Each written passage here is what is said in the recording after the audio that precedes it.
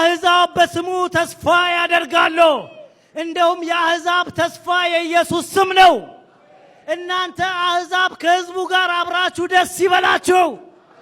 እናንተ አሕዛብ ከሕዝቡ ጋር አብራችሁ አመስግኑ። ከአብርሃም ጋር ከሙሴ ጋር አመስግኑ። አሕዛብ የሌለበት አይሁዳዊ የሌለበት ጥልን አፍርሶ አንድን አዲስ ሰው እግዚአብሔር የፈጠረበትን አሰራሩን እንደገና ግንብ የሚገነቡ ሐሰተኛ አስተማሪዎችን በጌታ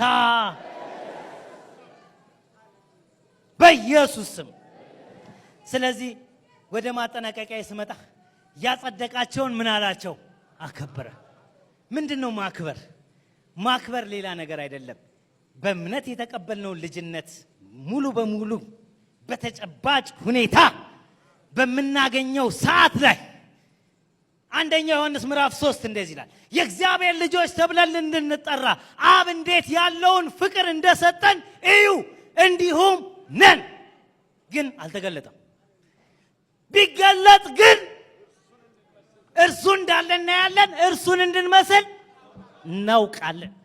ስለዚህ ክብሩ የሰውነታችን ቤዛነት የሆነው ልጅነትን ስንቀበል ሙሉ በሙሉ ስንዋጅ ሙሉ በሙሉ በክርስቶስ ስንጠቀለል፣ አሜን አሜን።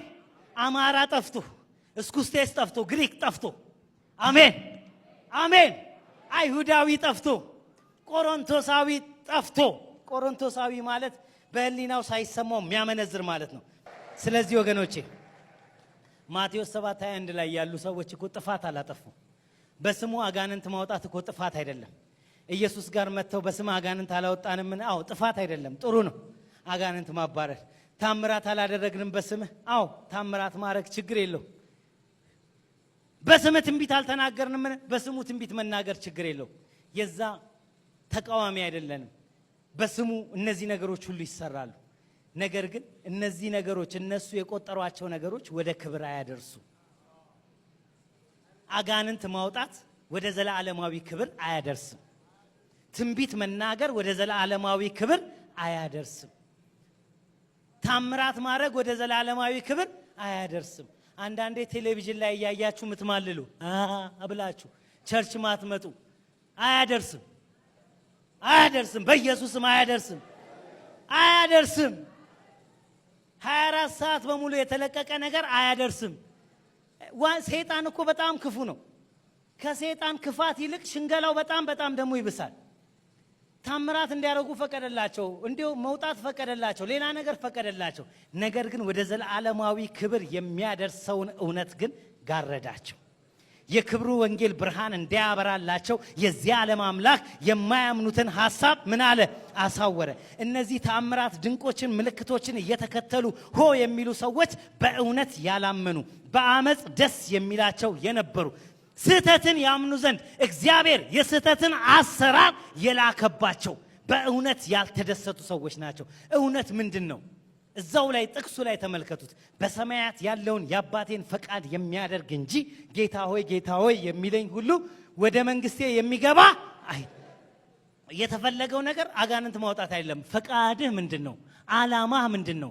ዓለም ሳይፈጠር ለኔ የወሰንከው ቅድህ ምንድን ነው?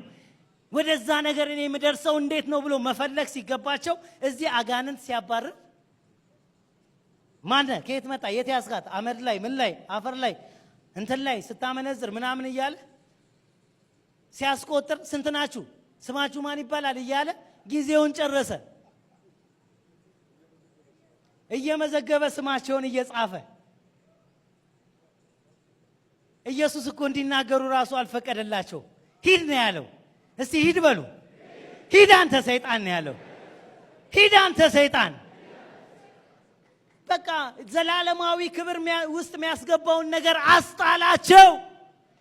እነዚህ ሰዎች የእግዚአብሔርን ፈቃድ ማወቅ አልቻሉም። ሐዋርያው ጳውሎስ ግን እንዴት ደስ ይላል! የገባው ሰው ነው። ሐናንያ መጣና የአባቶቻችን አምላክ ፈቃዱን ታውቅ ዘንድ አለ። ምኑን ታውቅ ዘንድ? ፈቃዱን ያወቀ አጋንንት ያወጣል። ፈቃዱን ያወቀ ታምራት ያደርጋል። ፈቃዱን ያወቀ ትንቢት ይናገራል። አሜን።